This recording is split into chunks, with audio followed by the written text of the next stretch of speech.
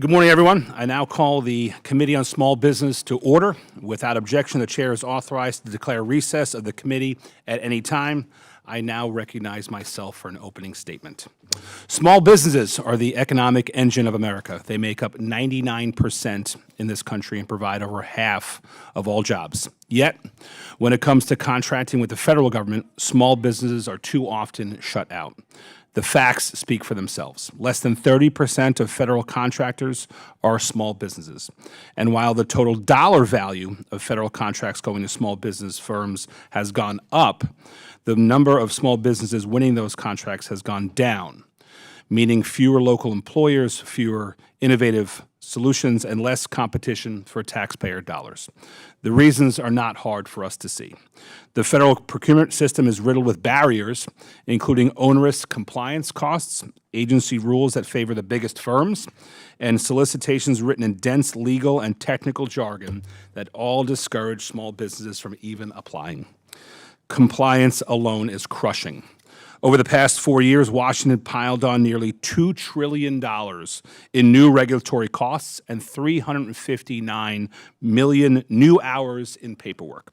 For small businesses, that translates to about $15,000 per employee per year, over 20% more than what the larger firms pay. For small businesses working with the government, the burden has doubled. Not only do they have to comply with 100,000 pages of federal regulations, they also have to navigate more than 2,000 pages of the federal acquisition regulations and the defense supplement.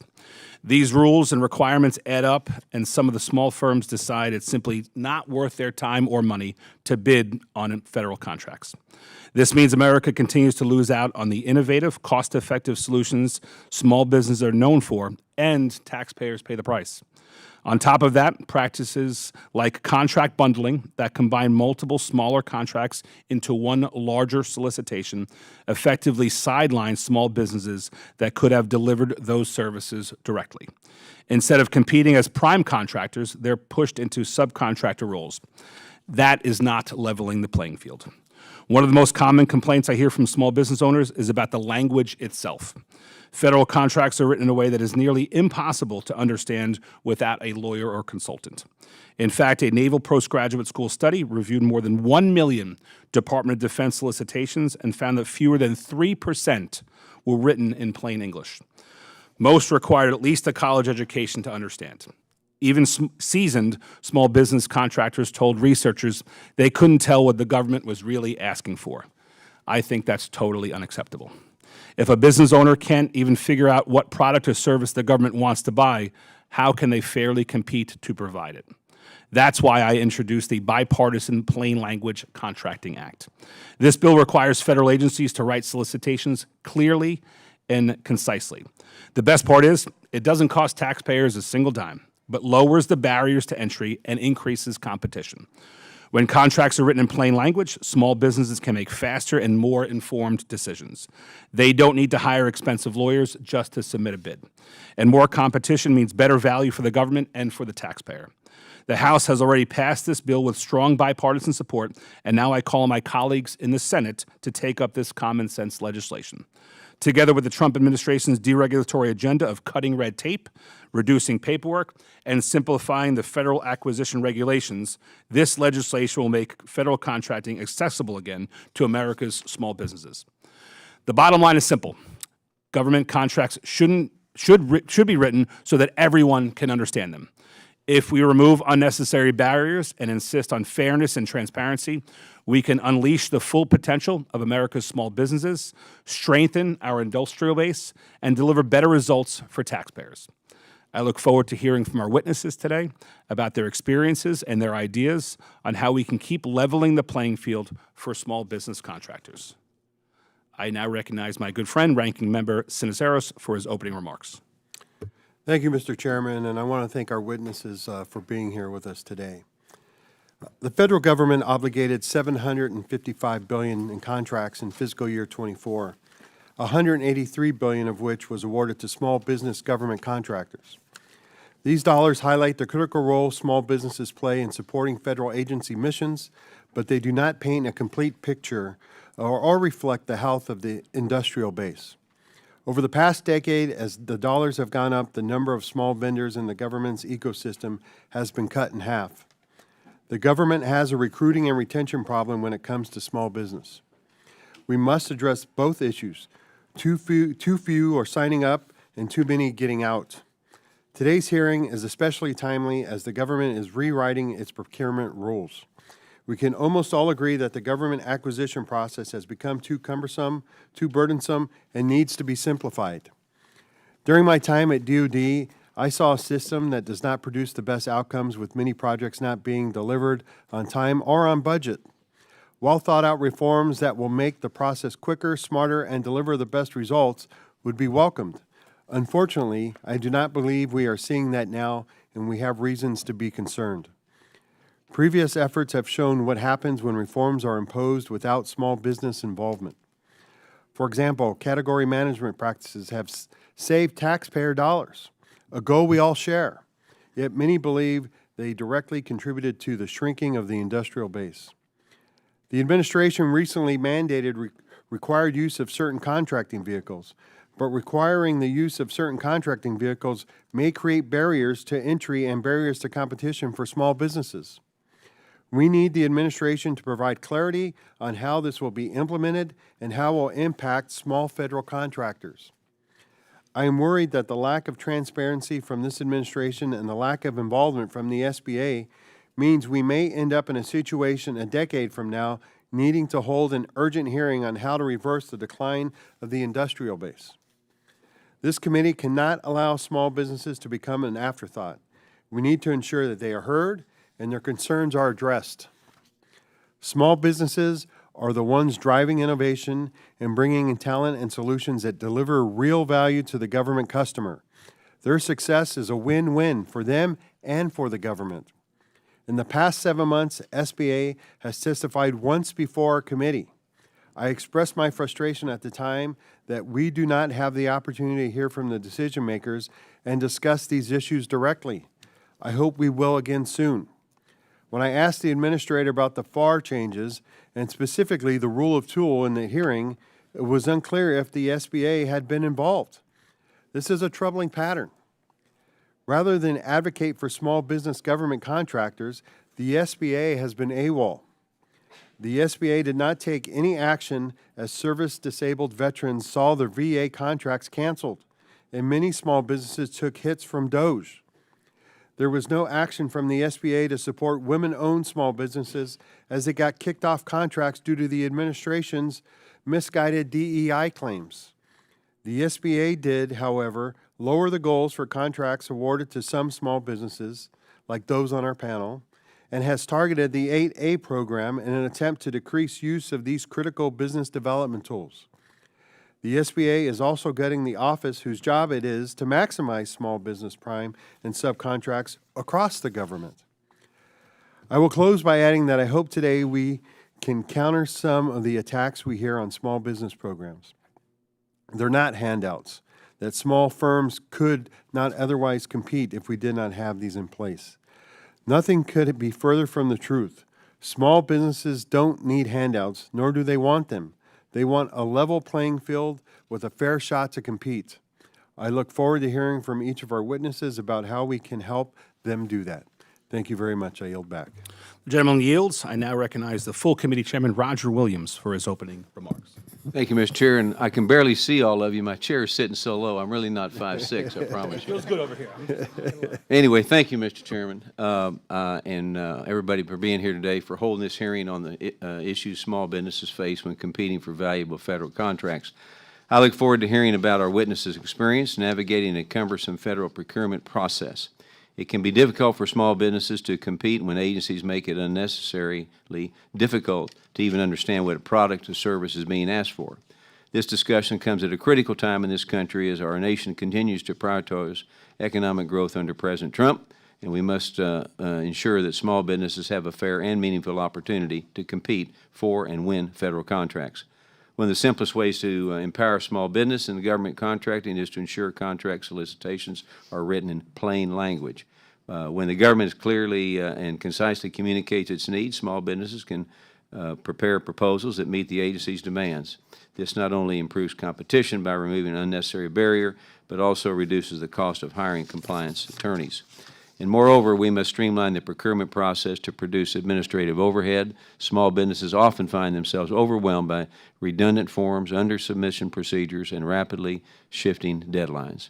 By simplifying and standardizing these procedures, we're ultimately deliver greater value to taxpayers and more innovative solutions for government agencies.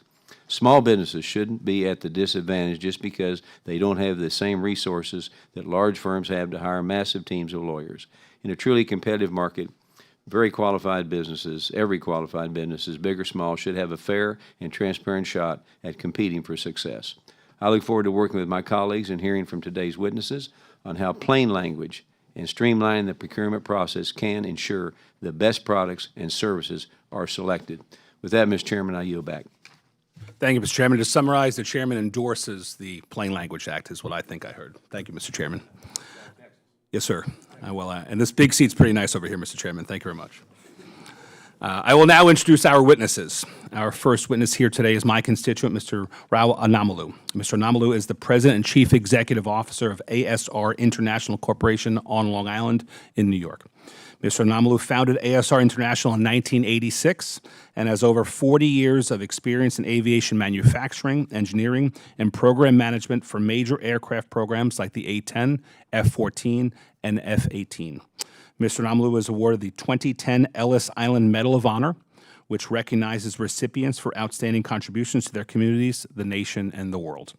Mr. Anumolu earned a master's in industrial engineering and master's in business administration from Illinois Institute of Technology. He is also a graduate of the Owner President Management Program at Harvard Business School.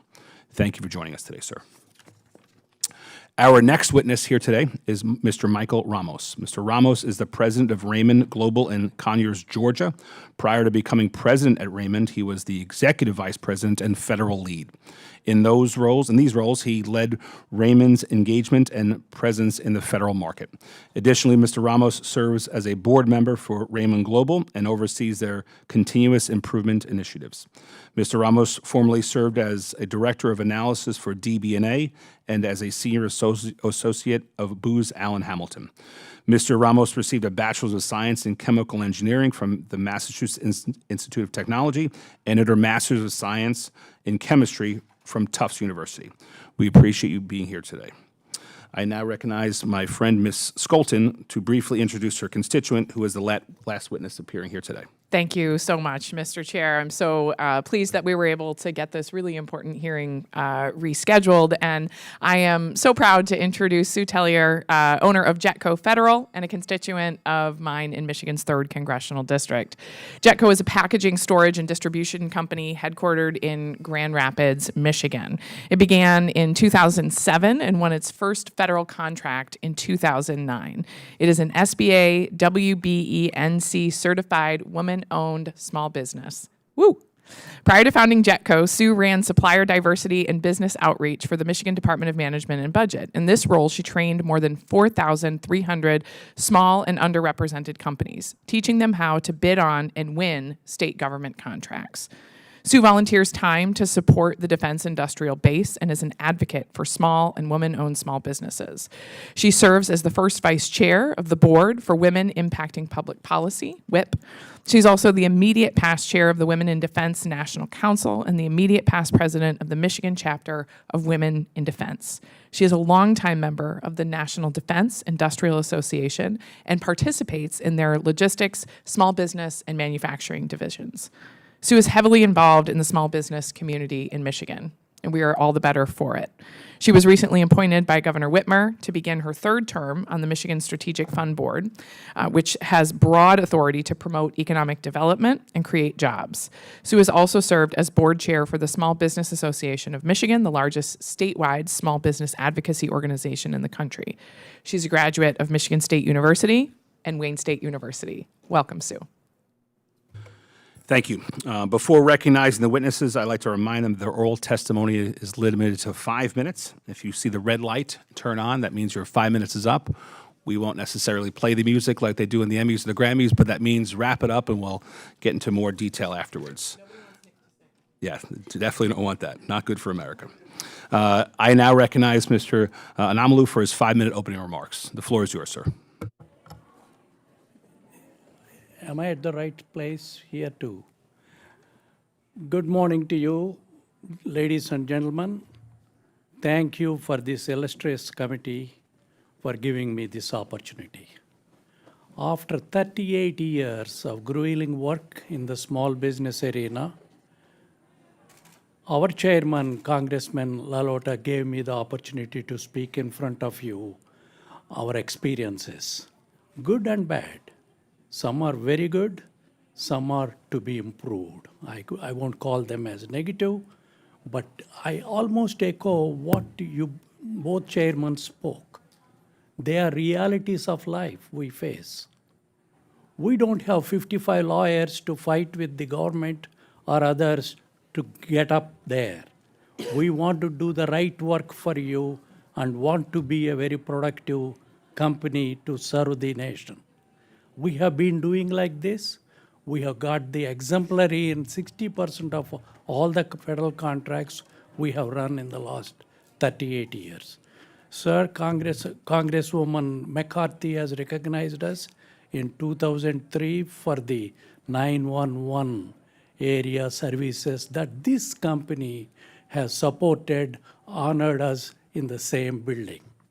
Only one small business was recognized by Congress. I am terribly, humbled by that experience. So we doubled up our work, we invested more ourselves, and we worked night and day from Long Island and throughout the nation, supporting the country's efforts, both in Navy. 38 years we worked for Navy. We worked for Air Force, Scott Air Force Base during the Iraq War. And we worked for Army, Eagle program, the big programs. And we have been pioneer in many areas. And the creativity and the innovative tactics we have engaged or employed have been copied by Chinese. I don't want to tell this loud, but we got patents. We have process patents. I see also somewhere else those process patents. They were first generated in USA. So I just want you to know the level of effort that was put in and the kind of contribution we were able to make as a high technology, knowledge-based company in this country. Now, to this advantage, I want to suggest the contracting officers still gravitate towards big business, which Congressman LaLota has already mentioned. They go and give massive contracts to big businesses, very small contracts to small businesses with LPTA rating, that is lowest cost, technically acceptable. You must recognize that should be abolished from our scene. Lowest cost, yeah, we will bid lowest cost, true. But technically, they say it is acceptable, it is in their perception, they are not getting the quality of the product. This must be understood by this committee and the contracting officers. Very important. The similar things we could have done in a big way for as the big business has been awarded, and those contracts gravitate to big businesses. I request, our chairman also brought up, you need team of 30 lawyers and 20 CPAs to fight the battle. We don't have to fight the battle, we fight intellectually. We still win. Don't think we don't win. We still win some contracts. We win against the big business. We won against Rockwell International at Hill Air Force Base on the Minuteman missile. First contract. We won against certain big companies, I don't want to mention it, on our own without any thing. And we got exceptional rating on those things. 60% of our contracts are exceptional ratings. To that we propel forward. This is on the contractual side, there are many improvements they can do from contracting side. One of the preliminary things I would like to suggest is SCA justification. They just randomly throw on the contractors, hey, this is a service contract act, do it your way. Many people vary in their, assumptions of the SCA contract. I think government should fix the norms, give the correct SCA code, and then we all will be on the level playing field, working together the way the contracting officer wants. When will we learn the contracting officer will do the right thing? Most of them do, please don't mistake me. But many have to be trained. That's my request on the contracting side. The other thing I would like to bring up is banking side. We all need funding, no question, as you are doing more work, there is funding needs are there. However, they only tie you in as long as you can provide your house as the collateral or your building as the collateral or the other things. I want them also to think with us, join the people that are serving the nation, understand the business, develop themselves, train themselves into it. Thank you for your testimony, sir. We're going to get into a lot of these back and forth. This committee is going to Yes. be very interested to hear Just some I'll of be those only details. one second, sir. And they should be trained with the small business people. We are willing to train at no cost to the bankers. They are called relationship managers. And they are never trained, they are just released on us like birds and they come and land on us. I request you to do that. Finally, there are other attributes that are involved we will discuss when you are asking us the questions. Thank you very much, sir. The gentleman's you. time has Thank you. expired. Thank I now recognize Mr. Ramos for his 5-minute opening remarks. Thank you, sir. Chairman LaLota, Ranking Member Cisneros, and members of the subcommittee, thank you for the opportunity to testify today. My name is Michael Ramos, and I am the president of Raymond Global. What began in 1992 as a small roof consulting practice in Greater Atlanta, started by my father, has steadily grown into a family-owned full-service architecture and engineering firm. Beyond my role at Raymond, I also serve as the chair of the GovCon Small Business Coalition, a group of small and mid-sized contractors that advocate for policies that support business growth and strengthening the defense industrial base. For its first decade, our company focused largely on K-12 schools and municipal projects. In 2005, we expanded beyond a one-person consultancy and have since averaged nearly 20% year-over-year growth. By the end of this year, 2025, we expect to employ 120 professionals with expertise in architecture, interior design, structural engineering, mechanical, electrical, plumbing services, civil engineering, and building envelope services.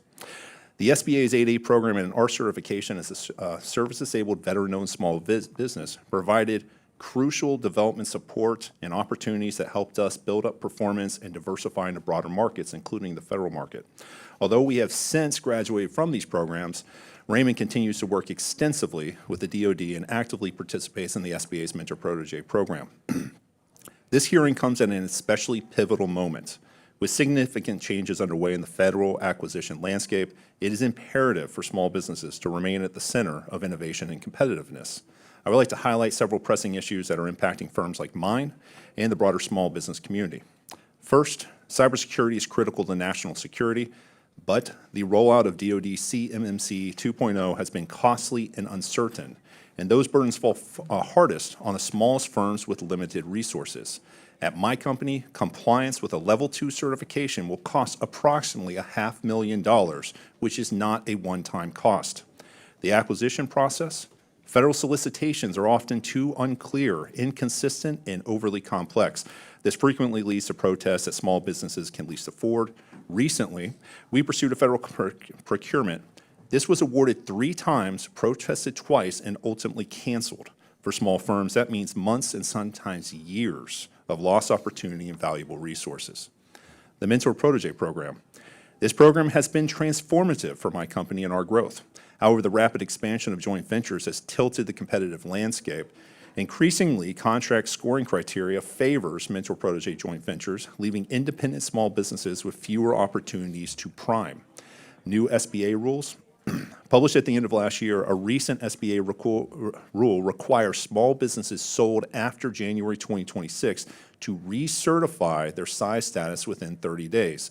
What this means is they are now ineligible for future task orders under their existing contracts. This will result in reduced company valuations and shareholder equity, discourage investments, and will have a chilling effect on the mergers and acquisitions market. Left as is, the impact on a small business's ability to sell will be severe. The contracting cliff. Right now, firms are classified as either small or large. There is no middle ground. This binary system forces companies that grow just beyond the small business threshold to compete directly with billion-dollar primes. A structured transition program for mid-sized firms is urgently needed. The FAR rewrite. As GSA and OMB undertake the monumental and necessary task of rewriting the FAR, it's critical that reforms do not strip away small business protections. Streamlining regulations that should not be synonymous with eliminating safeguards, which is why the Rule of Two should be codified into law. Protecting this foundation will preserve small business competitions and enable small contractors to intercompete and remain vital participants in the defense industrial base. And finally, inflation and size standards. Rising construction costs have inflated revenues without reflecting true growth. SBA size standards based on outdated 2017 data don't reflect current market conditions. That misalignment threatens competitiveness for many small businesses. These challenges add up. Rising compliance costs, inefficient acquisition processes, structural imbalances in programs, and poorly calibrated regulations all weaken competition. And when competition suffers, so does innovation. And so does our defense industrial base. Small businesses bring agility, economic strength, and the ability to respond quickly to evolving needs. But to keep playing that role, we need a contracting environment that works for us, not against us. Thank you again for the chance to share my perspective, and I'm happy to answer any questions. Thank you, Mr. Ramos. I now recognize Ms. Tellier for her 5-minute opening remarks. Good morning, Chairman LaLota, Ranking Member Cisneros, and members of the subcommittee. As mentioned by my fantastic Congresswoman, my name is Sue Tellier. I am the president of JetCo Federal, an SBA-certified woman-owned small business. I also serve as vice chair of the board for Women Impacting Public Policy, a national nonpartisan organization advocating on behalf of women-owned small businesses. Thank you for the invitation today. It's a tremendous honor. JetCo Federal is a prime contractor. We are freakishly obsessed with efficient warehouses. Our government and industry partners rely on my team to design, produce, and deliver complex packaging solutions, perform storage and distribution services, and transport into secure facilities. JetCo Federal won our first DoD contract in 2009, and we have continuously increased our role in supporting the missions of the Defense Logistics Agency, the Army, and the Navy. 80% of our work right now supports the defense industrial base in some capacity, usually very much behind the scenes. We joke that we are the least interesting, maybe boring part of the manufacturing cycle, yet we play a critical role in protecting DoD parts for storage and distribution. My employees are incredibly proud to support the warfighter, and I am clearly comfortable putting my Midwestern humility aside to say that we have really earned a strong reputation as a reliable partner for our DoD agencies. The committee's focus today is timely and important. The number of small business federal contractors is shrinking. Since 2010, the number of small businesses winning federal contracts has decreased by 50%, even as contract spending has increased. This results in a more stratified federal contractor pool. Our conversation today, as all of you have mentioned in your opening remarks, it really should focus on strong small business strength and the importance of opportunities for us. We're job providers in all of your districts, significant job providers. It's equally important, though, that we talk about good government and expansive market research, the Rule of Two, and small and socioeconomic set-aside programs are not acts of charity. Instead, they ensure that government benefits from the innovation, competition, flexibility, and value small businesses bring. Shrinking the pool of qualified contractors will leave agencies increasingly reliant on a narrower group of large incumbents, directly reducing the government's leverage. It is not good business or good government to have a stratified contractor pool. There is no benefit to pushing small companies out of federal contracting.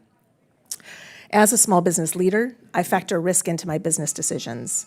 This includes how I use my time, how I manage unpredictability in my customer base, and how I price my solutions. I must have some degree of confidence that I have a chance at winning an opportunity to justify pursuing it. Otherwise, I'm wasting precious time and resources from my small but mighty team. Any threat or even a potential threat to the rule of two increases risk for small businesses in federal contracting. The rule of two has historically been a bedrock protection for us.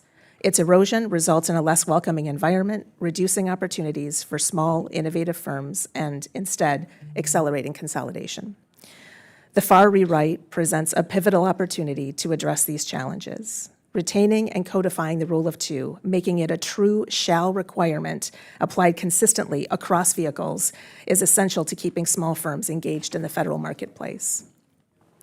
The transformation of FAR Part 10 and the new direction for market research is also concerning.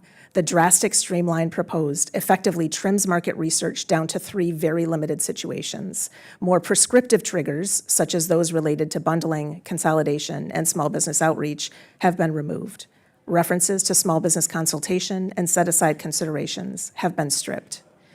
For experienced contractors like JetCo, this increases risk.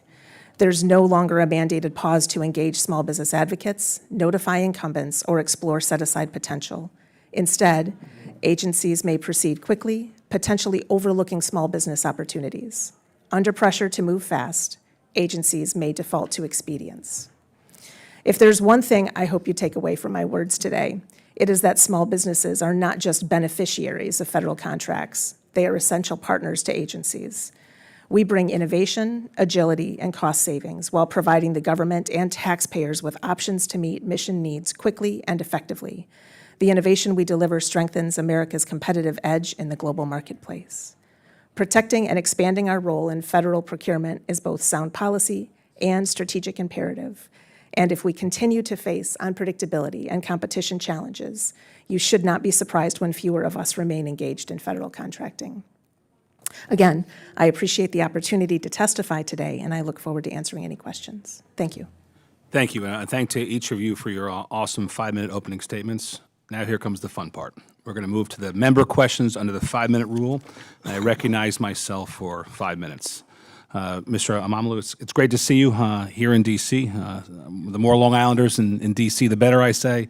I think the last time we saw each other was at your workplace when you allowed me to visit about a year ago. Yes, sir. Your testimony, sir, reads like the American dream and what you've done in this great country. Yes. You came here, you studied at top universities, and went on to build a company that's delivered critical services to our military, enhanced our national security, kept our troops safe. All right from Long Island. I was hoping that you can share with the committee what you think, sir, has made that dream possible. Two inspiring things. I found when I came here first, a good study, intellectual penetration into the American arena will allow you to grow properly, bring our families together nicely. And also, I have an interest to serve our community. I achieved all those dreams on my own in a modest way. Not in a big way, but modest way. I brought my family well. My children went to top schools. And I'm able to serve the community by doing real hard intellectual work. And that's what elevated us. To add to that, Congress also somewhat recognized me right when we did the best things for the Hill Air Force Base and the Iraq War. And since then, we propelled further. 38 years serving in Navy and also winning their contracts against big business with all the odds is what we are fighting. If you can level the playing field slightly, I can tell you the intellectual stamina we are offering will be exponentially greater. The AI contribution we are doing as a company will be enormous. The cost reduction to the US government will be tremendous. We want to achieve those things. We want to feel satisfied when we go home in the night that I achieved something for my nation, for my people, for my house. We love it. Here on the committee, we want to harness dedication, innovation, perseverance. That is what we believe to be the American dream. I think that's a Democrat and Republican principle here. We want to help unleash that everywhere in every corner of America. Yes. We're here today, and we alluded to this in your opening testimony. You're going to tell us some of the tough things you've been through and how sometimes government has made things a little more difficult for you. Can you tell us, sir, a little bit about the application process for some of these contracts and some of the roadblocks you've suffered through throughout your many decades' experience trying Yes. to earn those contracts, sir? In 38 years, when we see a contract coming with 2,000 pages, even before we read, hey, this is earmarked for somebody. There is a bad word we use in our lingo in the company. Hey, that is set for somebody else. Somebody is there, So we don't even try to bid it. That should not be our feeling when we are willing to spend our valuable time night and day. And there are many contracts that come. All the service, intellectual contracts, I request the contracting officers to try and level field with simple language as your suggestions are coming from both the chairman.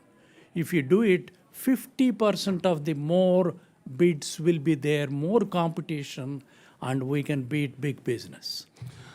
To my left here is the Federal Acquisition Regulation, 2,000 pages here. Yes, sir. Sorry, we hurt some trees to do this, but I think the point is well worth it to demonstrate to the audience here, folks watching from home, that these regulations, in our view, are onerous. That when Yes, sir. a hardworking, dedicated, principled business like you has to apply for a contract, Yes. you have to consult these pages. Yes, sir. My question, I only have about 30 seconds remaining. Yes, sir. My final question is, what would the Plain Language and Contracting Act do for you?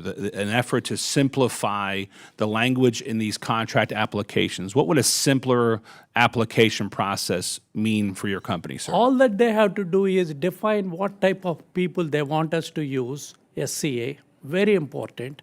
Then tell us, hey, this is what we are expecting as a ultimate objective from your productivity or from our signals, what we give to the government, and that's all we need. Thank you. My time has expired. I hope that we can get a second round and maybe some more questions in. I want to talk to some of you folks in the second round. But I'm going to yield and recognize Mr. Sinizaros for 5 minutes. Thank you, Mr. Chairman, and thank you again all for being here today. And I'm going to start with Ms. Tellier. As I said in my opening remarks, we should welcome reforms that simplify the government's procurement process. But there are concerns that this administration is making changes that will drive small businesses out of the industrial base. This is highlighted by the potential elimination of the Rule of Two that both you mentioned as well as Mr. Ramos mentioned. What happens to small businesses and the industrial base if the Rule of Two goes away? So we have to have some degree of confidence as small business owners or leaders or business developers that we have a shot at winning. The Rule of Two gives us confidence in that. Changes to the Rule of Two that would only apply to certain sizes of solicitations doesn't help with that. My contract portfolio is not conducive to me only going after $249,000 opportunities because they're under this ad. I need to have confidence that I can compete well on solicitations well over that. Market research really allows contracting professionals to understand whether two or more small companies can compete effectively. It decimates us. There are small businesses that will leave federal contracting if they don't have that confidence. Mr. Ramos, love to hear your comments on that. I do think that if we remove the Rule of Two, that'll be damaging to the defense industrial base. I think that's pretty critical to understand. If you remove that rule and you do not codify it, you have this scenario where not only will they leave, but you'll just create massive entrenchment of the existing larger small businesses, but also to a certain degree, it's a land grab by the larger companies that are in the market.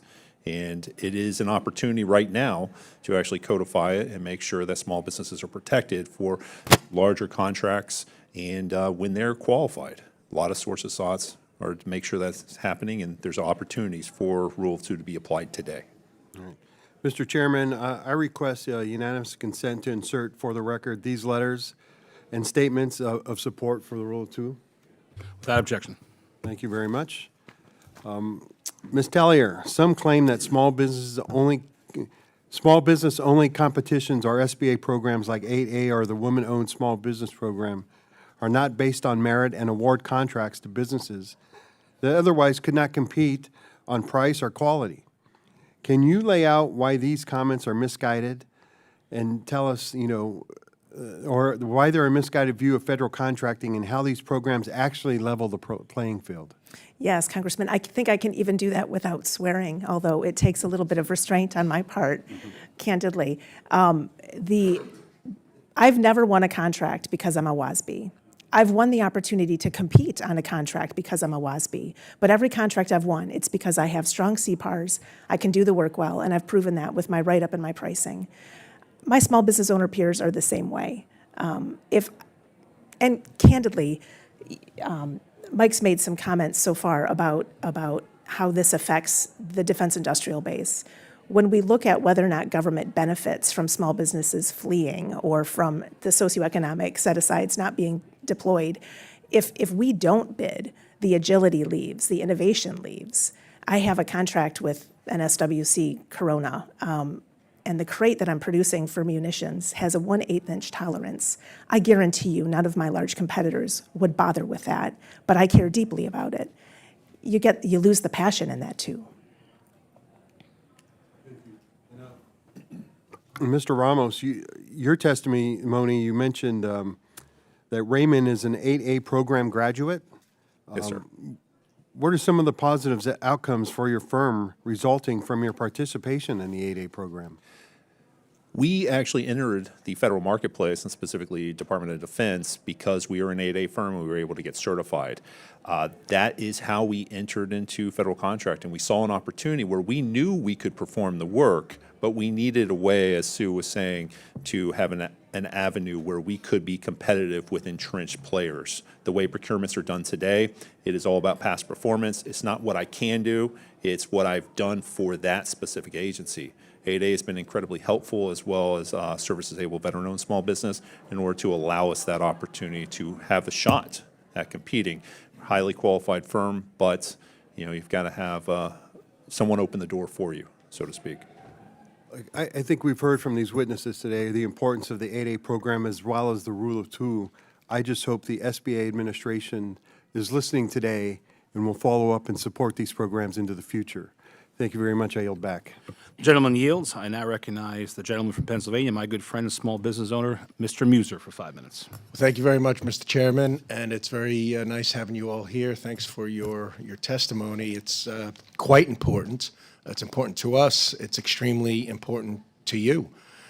So we appreciate your detail and your specifics. I was in business for well over 20 years and engaged in some federal contracting, so I know what it's like. So that was a few years back. Sometimes things get a little bit more regulatory over time, but it's always difficult, right? And we grew as a small business into a somewhat larger business, but it was difficult, right? There was a lot of gambits, a lot of traps, a lot of paperwork, a lot of visits to the different agency that you needed to win the contract from, and all that. But what I'd like to focus on what was unfair, particularly for small business, because we're all small business advocates. What was unfair, and I'll start with you, Mr. Anumolu. What was unfair, and specifically, what would you like to see us correct? I will give you 2-3 examples for verification purposes. And Mr. Ramos, I'm going to come to you with the same Yeah, question. it's 2-3 example. If there is a job for say 8 people, they still give it to the big business because the big business has done that before, and they have performed well. Okay, so it's a little bit lazy. They're not looking to, when you say you Well, I have. don't want to use, that is your terminology, no, which I will but- endorse it. I'll accept you. Because just giving it to a big business, I don't want to name names, I can give you 5 names. They just give it to big business because. Does the contracting officer visit your site? They don't, sir. Okay. Very rarely. And so are banks, by the by, don't leave them out. They don't care as long as you are paying their bills. That's very important, access to capital, and that's largely our other committee. And believe me, we are in They this should be, Congress working they on have that. to be trained, sir. They're good people, but they're not trained. As a former business person, I want to try to make a difference from this. So anything that you can provide us, we will get in the hands of those whom need to see it and where the corrections could be made. That's our role, oversight, not unfortunately Absolutely, sir. implementation, although we can help force that. Mr. Ramos, same question. I would say the entrance That's it. of the industry are a huge historical challenge. Getting into federal contracting can be the biggest win. If you win your first contract, that gives you a shot at maybe prolonging it long term, and that's what I would say historically. But I would say right now, the biggest issue might be CMMC. This will be an incredible barrier, an incredibly costly barrier for small businesses to enter. Even, we're not talking about 5-person companies, we could be talking about a 100-person company. That is a huge cost to bear just for the opportunity to compete on a contract. Okay. And you did mention in your testimony how service-disabled, veteran-owned small business was crucial to your company's early growth. Just expand on that a little bit. Yes, so as a basically a socioeconomic category, certain contracts are set aside for SDVOSB Sure. firms to actually compete. And so if you look at the Department of Veterans Affairs as a veteran-owned company, we were allowed access to a number of different projects that we could bid on individually or umbrella contracts. And because the competition pool is a little more limited, there's a better opportunity to actually win some of those contracts. And that's not to say that it's an unfair advantage. I do think it's important to prioritize our veterans, and most importantly, all of the firms that are going after those contracts are highly qualified. It's still very competitive. If you're sitting in my seat, what are you working on later today, tomorrow, to improve the situation within contractors, federal, particularly defense, for small business? I do think there is an opportunity to simplify procurements, and potentially on the flip side, on the backside, if we are going to do a government efficiency model and we're going to reduce workforce, there's absolutely a need to change the process so that we're efficient enough to still carry out the mission. Okay, great. Ms. Tellier, same question. I lost track of the question. I'm so sorry, Question sir. was, you're sitting in our seat, and you're focused on this, and you want to make some differences. What are the top 1 or 2 or 3 things you're focused on? Codify the rule of 2. Make it a shell. All right, very good. I'm about to run out of time, so I'm afraid if I hand it over to you, Mr. Anumolu, we may go over time, but I'm going to risk that. Go ahead. All right. To do few things. We may have to hold off. My apologies, sir. Yeah. I yield back, Mr. Chairman. We'll give some deference to the gentleman. If in 30 seconds you can answer Mr. Mush's questions, what would you do if you were a member of Congress to help small businesses? I will, if I'm there, I would certainly take notes of who are the players and where to correct them. I can give you 2, 3 examples so that can be made as a universal thing. Plus, I would add one small thing, sir, a team of banker, contracting officer, and the small business person should be put and trained for, say, 3 days. Thank you. I'm going to join the chairman on the next visit to your place out on Long Island. You must, sir. I am in Thank you, Long Mr. Island Chairman. I yield. University, just to add, I didn't take their permission. I'm trustee there. I can talk to the president and the chairman. Sir, it is open, I can teach them. I am willing to teach that. Thank you. After Our time has 38 expired. After 38 years, you should allow me to do that. The gentleman's time has expired. Yes. Thank you. I now recognize the gentleman from California, former small business owner, Mr. Tran, for 5 minutes, but if he needs 6, we'll give him that instead. Thank you, Chairman and Ranking Member, for convening today's very important hearing. And to the witnesses, appreciate you traveling to be with us and sharing your testimony. Ms. Teyu, in April of this year, the Department of Health and Human Services fired almost their entire Office of Small and Disadvantaged Business Utilization, also known as OSDSBU, staff, leaving only the executive director, despite requirements in the Small Business Act that the office have a minimum of 13 personnel. We have heard that the State Department has fired almost all of their staff as well, and there are draft proposals for reductions at other agencies or changes that would weaken ODSBU's authorities or independence. Can you discuss the role of ODSBU's and how your firm has worked with them? Absolutely. I would, the acronyms are fun sometimes, aren't they? Leave it to the government. They really are. Well, I haven't worked with HHS directly because so much of my work is within the defense industrial base. I can speak heavily about the level of professionalism and the level of helpfulness that I've gotten from especially DLA and Army OSDBU offices. The help that they give in guiding in the pre-solicitation or during the solicitation process, like the opportunity process, is very helpful. But I think a lot of people forget how much help they provide post-award.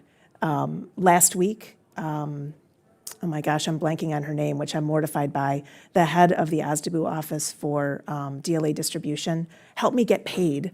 DLA was behind about 60 days on a contract that was valued at $187,000. So I had already obviously incurred all of those costs. They helped pull the trigger to get the contracting personnel to make sure that the items were received. On a post-award basis, they're helpful. On a pre-award basis, they're helpful. They make sure they're guiding us. I actually think they need more money, not less. Thank you. And if the other two witnesses has any dealings with it, I would love to hear your testimony. Okay.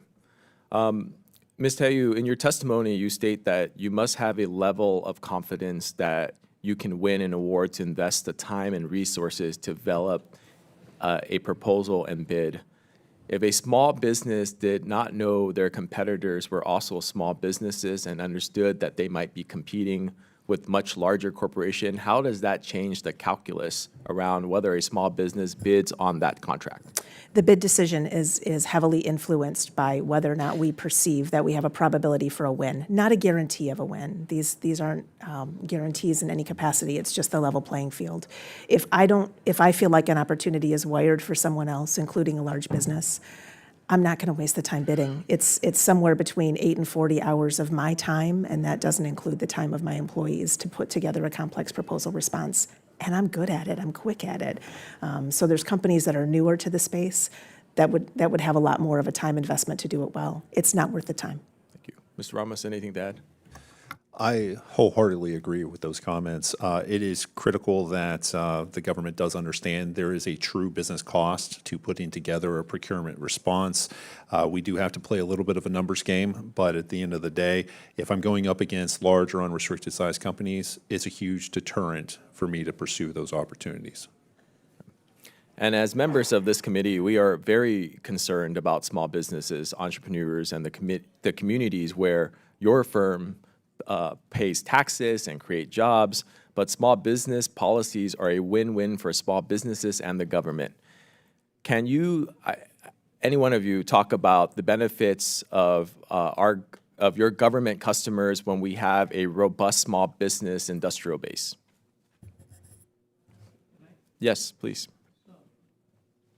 We have created several hundreds of jobs throughout the communities. Our business model is create jobs in the community that has awarded us the contract. For example, if I got in San Diego, people in San Diego are hired by us, positioned by them, and we pay them the wages that we derive from that contract. In other words, we are building the local communities. That has been our business model for 38 years. Very successful. Same thing we did everywhere in the nation, not in one place.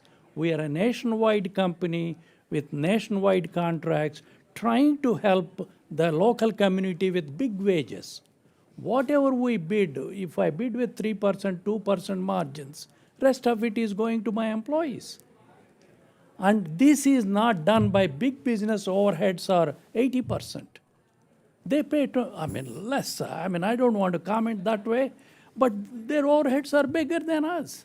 And I thank you all for your testimony. I think I'm running out of time here, but congratulations on the success of your business, and you can count on this committee to help support you. Thank you, Mr. Chairman. I yield back. Gentleman yields. Next up in the batting order is the gentleman from Texas, a small business owner, the full committee chairman, Chairman Williams, for 5 minutes. Thank you, Mr. Chairman, and thank all of you for your testimony. It's a good hearing, and we appreciate you being here. On this committee, we have repeatedly heard that government contracts and solicitations are often overly complex, making them difficult for many businesses to respond to successfully. We've seen the pile there at the chairman's desk. As Chairman LaLota has stated, less than 3% of the contracts of the Department of Defense were written in plain language. So, Mr. Ramos, to you, what steps has your firm taken to understand and respond to overly complex solicitations? And if contract solicitations were written in plain language, would this encourage small businesses like yours to compete more for government contracts? Yes, sir. We almost have a full in-house lawyer at this point. That is required. We engage with our general counsel, who is a third party today, on a very regular basis on a number of issues related to federal contracting. That has been critical. That has also included training for our personnel so that we can become better experts. But this is an art at figuring out federal contracts. And I will say that if you figure out that art, you have an entrenched competitive advantage in order to continue going after contracts. So if we can simplify the language, then more small businesses will have an opportunity to compete. Lawyers and accountants can get expensive, can't they? Just a little. Yeah. Regulations and red tape in government contracting can be a major strain on small businesses, as we've heard all day this morning, but forcing them to redirect their limited resources towards the cost of compliance rather than growing and expanding their businesses. So, Mr. Anumolu, how do these burdensome regulations and complicated solicitations impact your business and your bottom line? Substantially, sir. So we try to avoid them to the extent we can and improvise ourselves to see if we can bid in. We did some bids like that. We did partial success. However, the strain we have to go through is horrendous. But we did it, sir. We have won against big businesses. But that is not the solution. That is what is survival we are doing.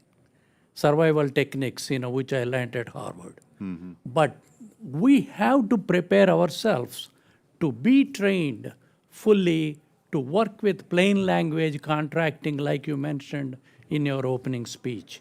Okay. And Congressman LaLota also mentioned. They should be simplified.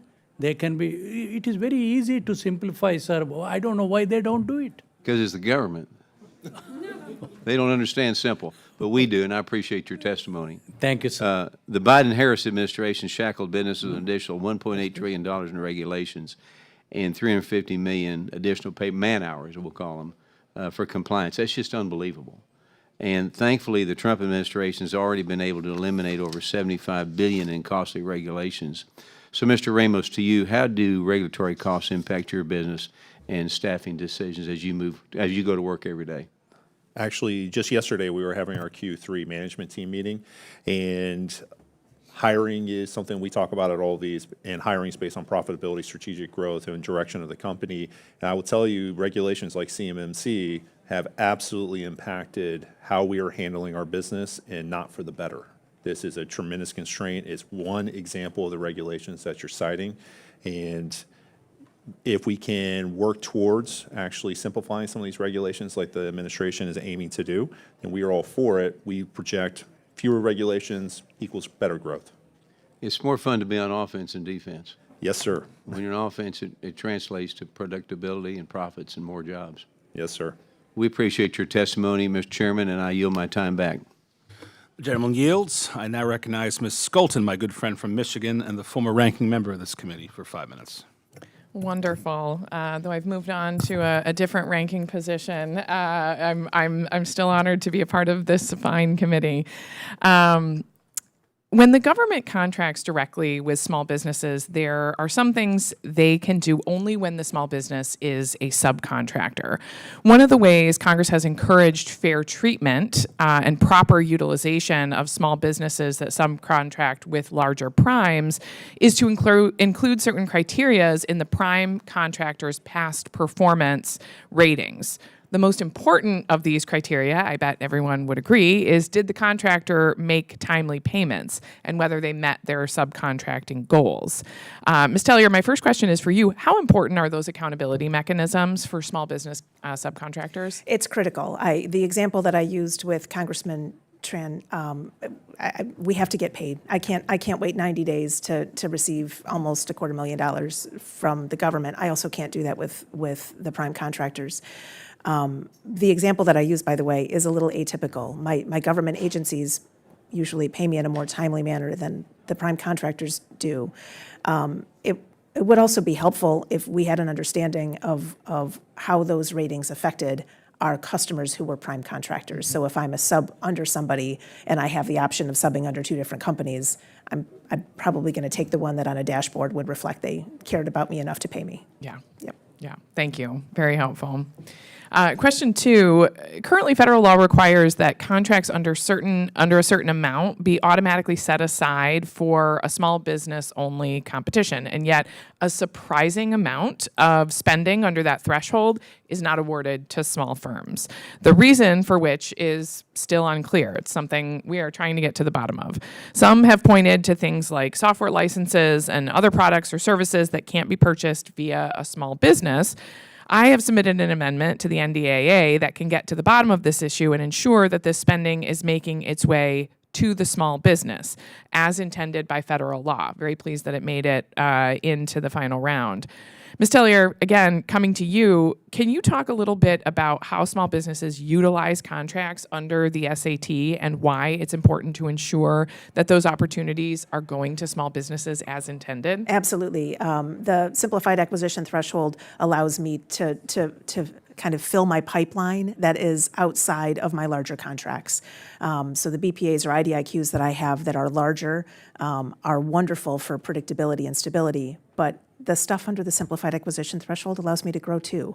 So if it's a $240,000 opportunity, I would like that to go to small businesses. I've been at this a while, right? So as a company who's 18 years old now, I can still remember what the early days of trying to win my first contracts were like, and those were all under the SAT. And so for companies that are just emerging into the federal marketplace, and we want them to stay, and we want them to grow, and we want their innovations, and we want their engagement, we have to make sure that they feel welcome, and those under SAT contracts really allow them to do that. Thank you. You know, this is not about giving a disadvantageous priority to the underdog. It is about making sure that our more nimble small businesses can actually compete in this space, which is what we want. The competition ensures we're getting the best quality product and the lowest potential price. It's good for business. It's good for national security. I see that you maybe wanted to weigh in or had some additional thoughts. I'd love to hear. I was going to toss it down that way. Well, I appreciate it. I'm just very engaged. But using the 240K example, I would challenge any large business how they're going to manage their overheads so that it's actually cost effective and best cost for the government. Yeah, thank you. Thank you. My last question in my last minute, and we'll stick with you, Ms. Tellier. In your testimony, you mentioned that a small fraction of the dollars counted towards the women-owned small business goal are through WASB contracts. Instead, the majority of those contracts are open competitions, with WASB competing against other small businesses or sometimes large businesses and winning that work. I thought that was a really important point that was worth revisiting. What can we do to ensure agencies are using these tools as intended and bringing in more women-owned small businesses to compete for contracts, not necessarily automatically be granted them? That's a great question. I think there's an educational component both on the side of industry and the side of government. Contracting professionals have a huge administrative burden, and each of the socioeconomic programs are different. The WASB program is the only one that's NAICS limited. They each have their quirks. Making sure that contracting professionals understand that they can and when they can set contracts aside keeps us competing. It keeps us in the pool. And then, making sure that industry is educated well so that they can beat their large counterparts, which I like to do. Thank you. We appreciate it so much, and thank you for your comments too, sir. I yield back. The gentlelady yields. I now recognize my new friend, Dr. Morrison from Minnesota, for 5 minutes. Thank you, Chairman LaLota and Ranking Member Cisneros, for holding this hearing, and thanks to our witnesses for being here to take the time to testify. This has been a really interesting and illuminating conversation. I'm grateful for your testimony. Contracting with federal agencies is an important avenue to help small businesses grow. Unfortunately, as we've heard, the number of small businesses participating in government contracting has decreased over the past decade. And I worry about how this administration's random termination of contracts and abrupt firing of federal employees will impact small businesses' decision to enter into government contracts. These once secure sources of revenue may now seem too risky for some small businesses. The Trump administration has proposed cutting the Small Business Administration's contracting office budget by almost a third. This includes reducing the number of SBA's procurement center representatives who are critical to ensuring the contracts are written in ways that enable small businesses to compete for them. Without SBA performing this critical role, agencies are likely to make contracts that are too large for small businesses or have more requirements than small businesses can meet, essentially making them inaccessible to small businesses. Ms. Tellier, could you describe how SBA employees have assisted your small business over the years and how cutting members of SBA's contracting office, such as procurement center representatives, could impact small businesses? Yeah, it's a great question. Thank you for asking it. The procurement center representatives often are behind the scenes, unknown advocates to those of us who are small business contractors. They are ensuring that subcontracting plans are adhered to, and they are ensuring competition is maximized practically within agencies. The SBA Office of Government Contracting has done a lot with a little for quite a few years. Any further cuts, it affects certification programs, it affects the ability to retain the PCR staff. That directly affects small businesses, even if many small businesses don't know they're being protected and advocated for by those PCRs. Thank you. I share those concerns. I'm also worried about other ways that federal agencies are making it harder for small businesses to compete for contracts. For example, when federal agencies consolidate multiple contracts into a single larger contract, that puts the contract out of reach for small business. So this one is, again, for Ms. Tellier and Mr. Ramos, too. Both of your testimonies highlight recent changes to how the government conducts market research before a contract can be consolidated. Can you elaborate on the impact on small businesses when billions in contracts are consolidated every year? Mr. Ramos, we could begin with you. That's a fantastic question. Bundling probably has some place in driving better efficiency in government contracting, but if you are bundling that volume of contract, that puts it completely out of reach of small business. I would say the opportunity, if we want to consolidate contracts, there are a lot of zombie contracts in existence, and the market research should be a little bit more thorough so that those don't come into existence. They cost us money in order to actually secure. No awards actually happen under those contracts, and so that would be the more preferred, in my opinion, on if we're taking a consolidation approach. Thank you. Ms. Tellier? I would agree with his comments. Category management or bundling just generally is it goes to the perception. If as a small business I don't think I can compete to win, I'm not going to spend 75 grand trying to get on a best-in-class vehicle that I'm not going to get spent on. I haven't heard it called a zombie before, but I love that word now, and I'm going to keep using that. So thank you. It's apt. Yeah, I do think the market research goes a little bit further on that too. Being able to have that market research involve engaging with small businesses would allow that input to come into it to avoid the consolidation in the first place. Yeah.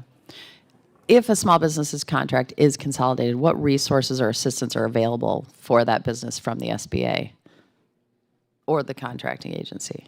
I mean, I would start with the OSDBU office within the agency, and then I would rely heavily on the PCR for that region as well. And if that didn't work, I would call Congresswoman Skolden. Good idea. Thank you so much for your testimony. And I yield back.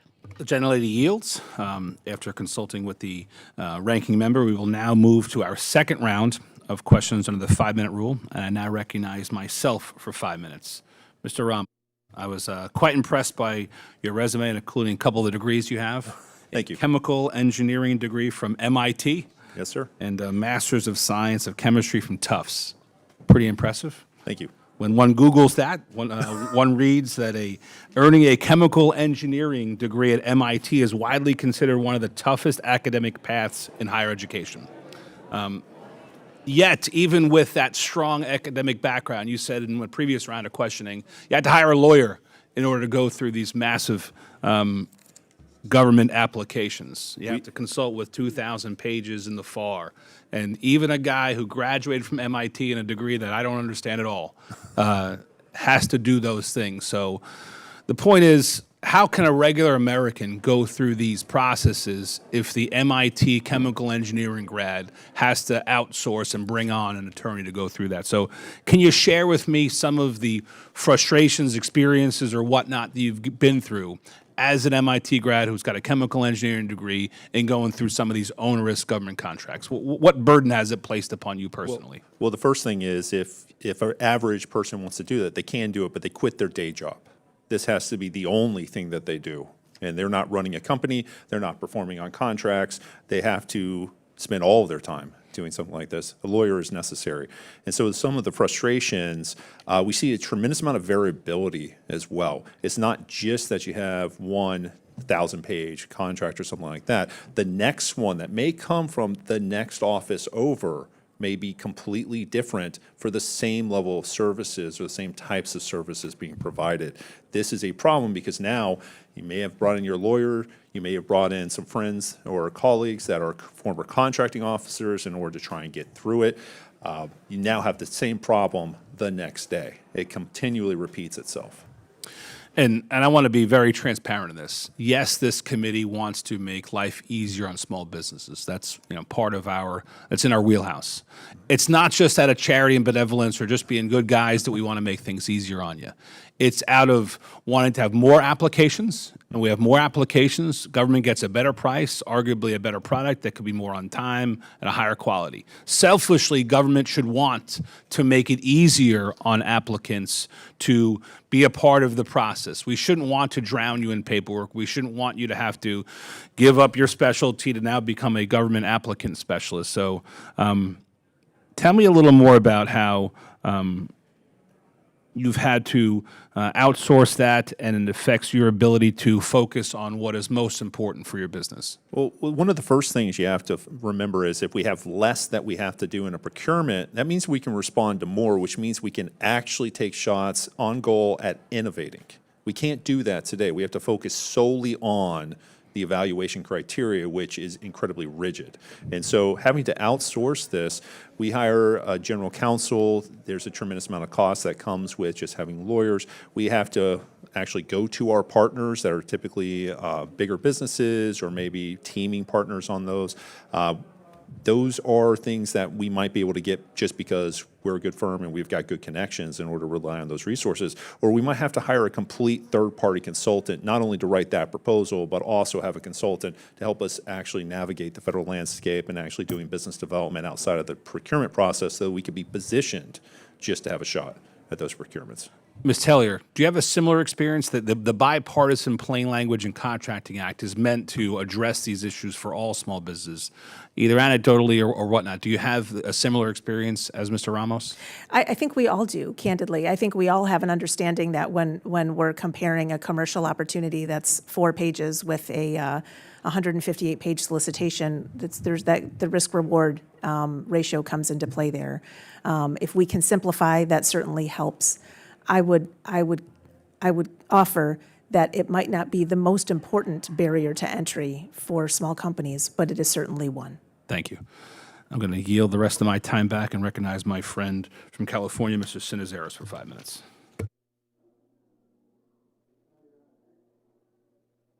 It works a lot better if I turn on the mic and have it in front of me. Ms. Tellier, I just kind of want to follow up on a previous question that you got, right? Previous efforts have sought to consolidate contracts through initiatives such as category management, consolidating efforts that put contracts out of reach for many small businesses, including some that have previously performed the work. Can you elaborate more on the costs and requirements for small businesses to get on certain contracting vehicles before you can compete? Absolutely. Any of the multiple award vehicles have a pretty intensive either application process or proposal process.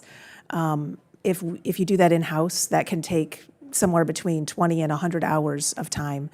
In a small business, that's unfortunately sometimes the owner of the company. And to Mr. Ramos's point, that's innovation leaving, and there's a focus on just submitting the process. There's an opportunity cost to my time. Once I get on that vehicle, now that I know the word zombie contract, which I'm smitten with clearly, once I get on that vehicle, I might never get spend. There might not be opportunities that come out through it. But I'm still responding to task orders on that. If I get on that vehicle, I'm still responding to task orders on it. It's an intense outlay of time and money at the beginning, and then it just continues. Mr. Ramos? I would maybe amplify the comment. We were going to, when we have our umbrella contracts, we go after task orders. I've had years where we've hit over 100 task orders we've had to respond to on contracts that we already own and that we've already won, in addition to trying to secure new work on other federal procurements or even in the non-federal realm. And so, I mean, there is a huge cost outlay in order to do this. All right. Ms. Tellier, DOGE cuts led to prime contract terminating subcontracts with smaller firms, including those by women-owned small businesses, veteran-owned businesses, minority-owned businesses. What was the impact of these terminations for small businesses? What have you heard from your other small businesses? It's been quite devastating. Thank you so much for that question. It really hasn't come up.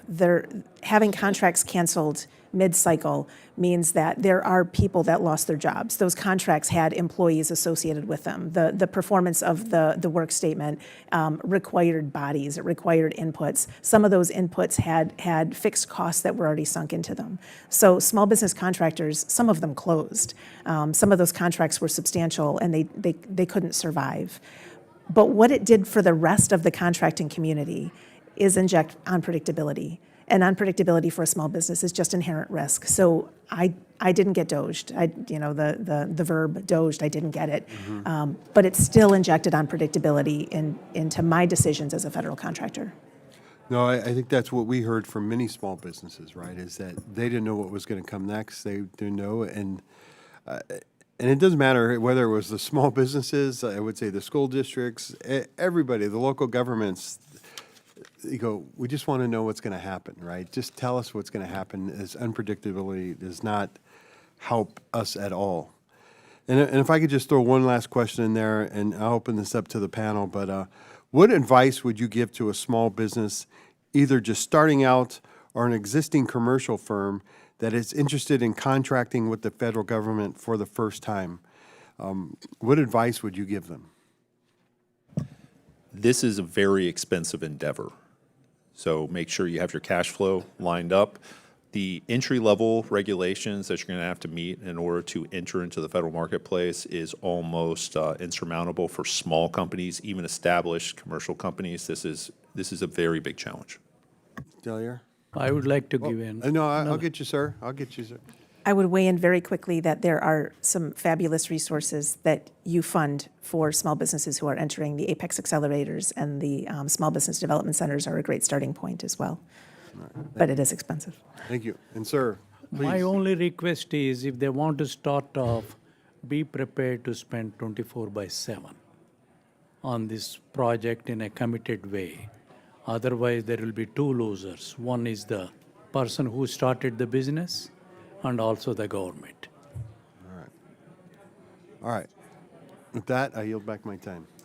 The gentleman yields, and we're going to adjourn in a minute, but I want to thank our witnesses for traveling to Washington, for being a part.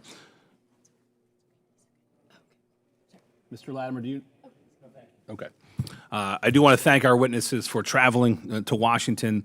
This is insightful. We spent about an hour and 20 minutes together having a good dialogue. We read your bios, we read your testimony, but the dialogue that we were able to have afterwards is productive for this committee that does a lot of decent bipartisan work. Yeah, we have some differences about some of the things on the fringes, but for the most part, we agree on a lot. And your testimony helps illuminate some of the things that we're most focused on. So I definitely want to thank you for being a part of that. And without objection, members have 5 legislative days to submit additional materials and written questions for the witnesses to the chair, which will be forwarded then to the witnesses. And I would ask the witnesses, if you get that correspondence, to please reply promptly. If there's no further business, without objection, the committee stands adjourned.